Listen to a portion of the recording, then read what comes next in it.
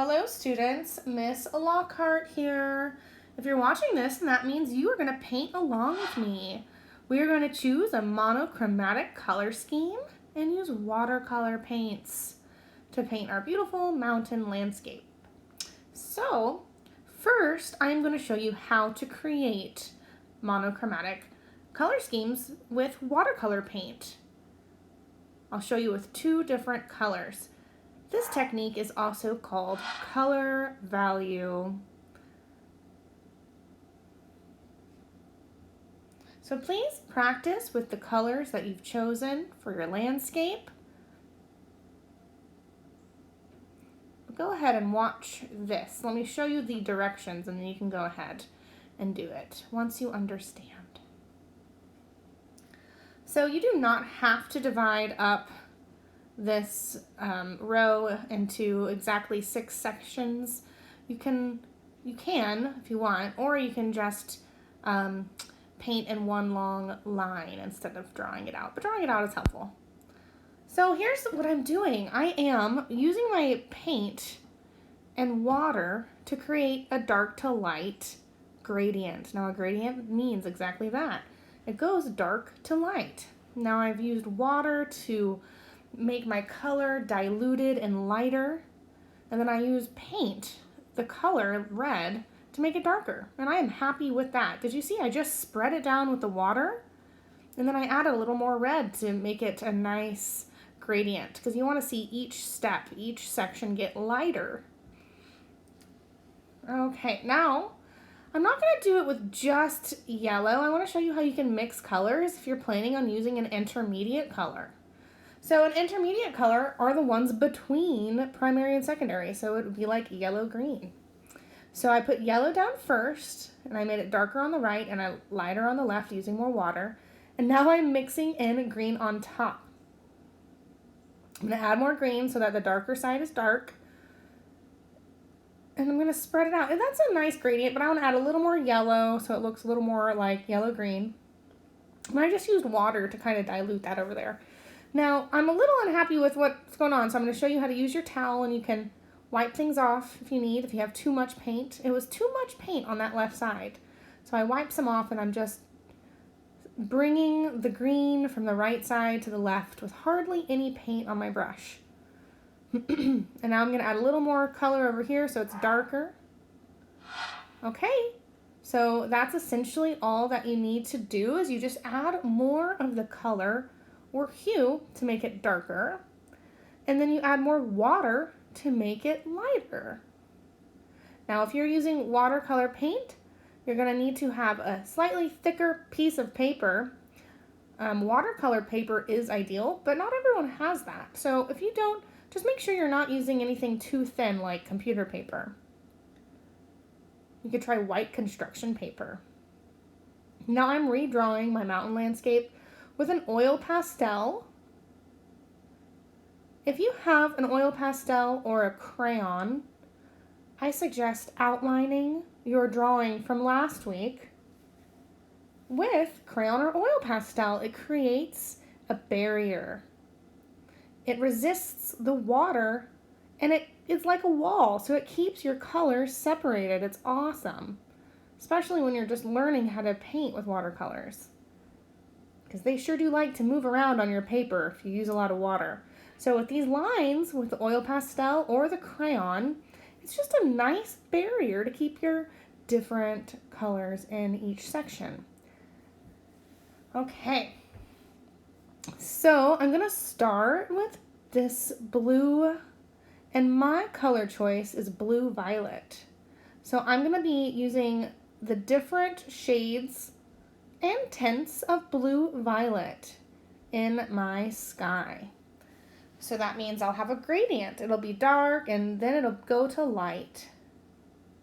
Now it doesn't have to be in perfect order like the color value scale we just made. It could go dark and then super light and then medium after that. It doesn't have to go in exact order, but you can make it go in order if you want. So just like before, when I combined two colors with the yellow-green, I put blue first, and now I am putting purple on top to make blue-violet. Do you see it combines and blends together? I love watercolor paint. And you also see how the paint is staying pretty much inside the oil pastel line, unless I move it out, of course. But it doesn't move or bleed into the other layers, so that's nice. This section of the sky is going to be my darkest shade of blue violet.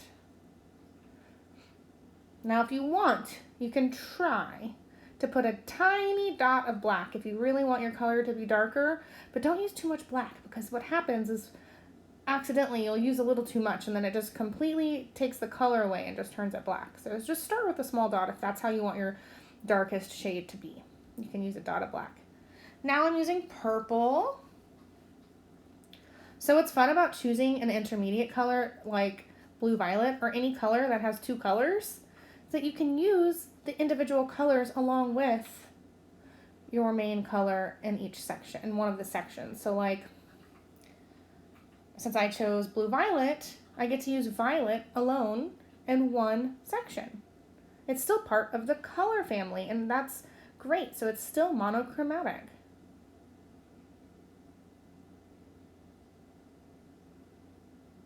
Okay, so now I'm gonna have some watered down purple for my next section in the sky. You can see it has a lot of water. You really want to make sure you're using a lot of water when you use watercolor paints.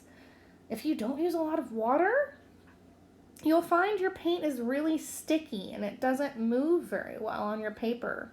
If you find that to be the case, if you're like, wow, this is really sticky, and if it's really shiny, just add some water. You can make that paint go a long way with water. Just like I did just here in the sky. So I'm spreading that purple out with water on my brush, and I moved it. I hardly grabbed any more purple because there was so much in that section. And there was so much on my brush.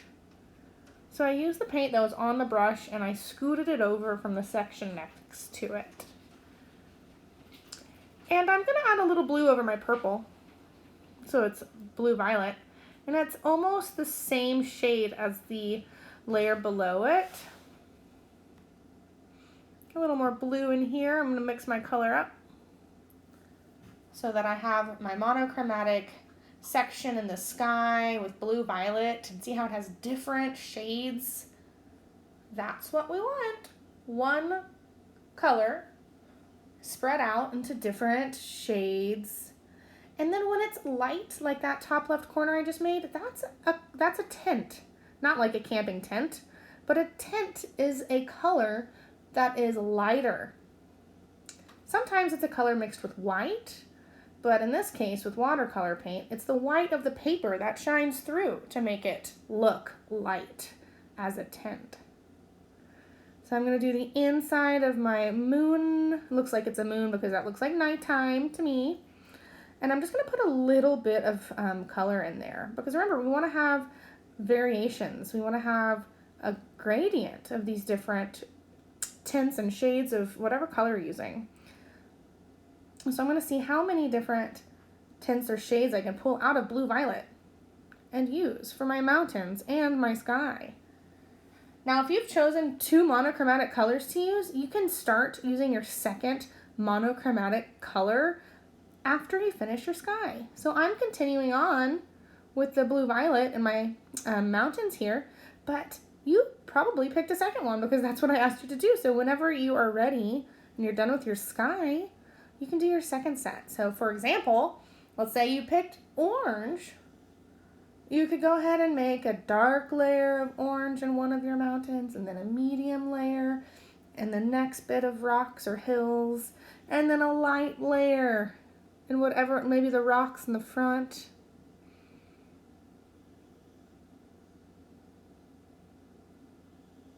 And then you will see I throw in a random color that's not part of the monochromatic color scheme for fun, for contrast.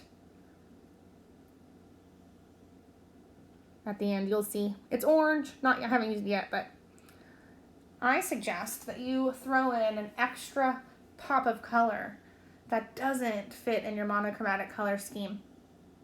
It'll give it an extra pop of contrast. It'll look really neat.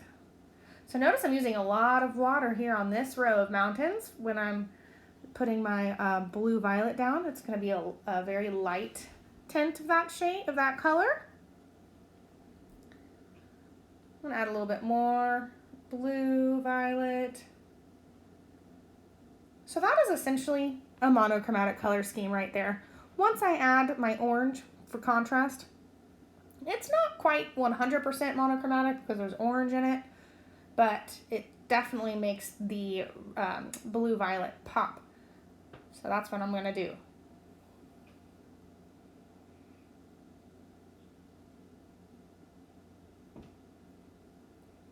And you can add more color, and you can actually subtract color by using your paint towel like I did in the top left corner earlier. So if you accidentally make something too dark, you can dab it with a towel, you can add more water.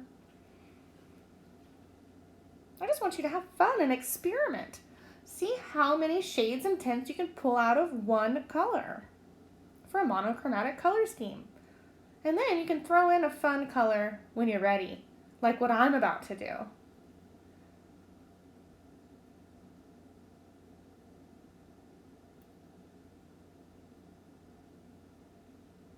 Now do you see how it really pops? It's contrasted. So blue and orange are complementary colors. That's why I chose orange.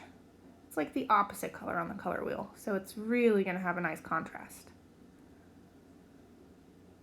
Okay, everybody, thank you so much for watching. And if you used paint just now, I am so proud of you for trying a new material. And make sure you clean up after yourself.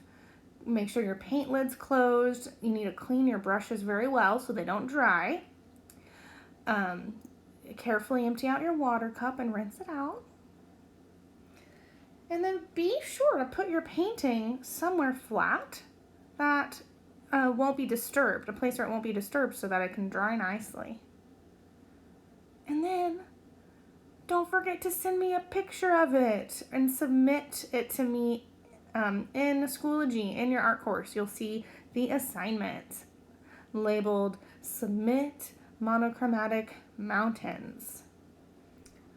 Cannot wait to see what you've made, everybody. Thanks again for your participation and being so creative and learning about monochromatic colors and also color value. Excellent job, everyone. Talk to you soon. Bye.